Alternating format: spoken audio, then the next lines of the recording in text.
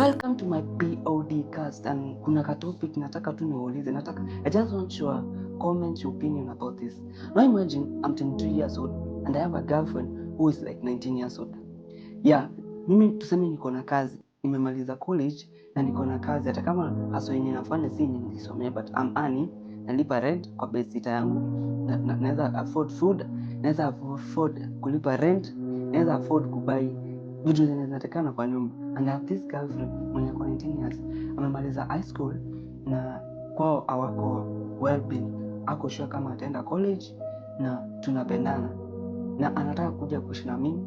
Wazazi wake wananijua na wamemwallow. Do you think is the right decision nimruhusu akuje nikae na yeye kama couple, or I should wait like for a while, like to grow kidogo? Ama do you think it will be a right decision tuoane, ama tukishaoana within 5 or 10 years, wenye mshaoana na mko hapo mko 30 40 years, unapaswa kutuambia.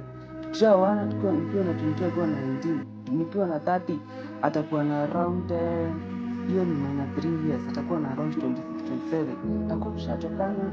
Ama akipata akianza kupata nini atachange.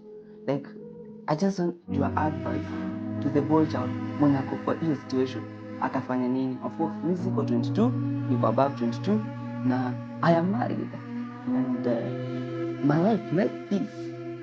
So unaweza comment up kama unataka akrochet this t-shirt, tufanye vitu mingi, kuna bags, kuna a lot of things tunafanya, tunaweza crochetia mtoto.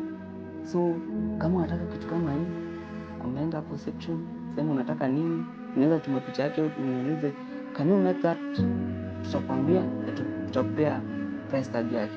So just previously about the chenye nilikuwa naongea, about chenye nilikuwa naongelea, pia ukomenda hapo chini. Thank you.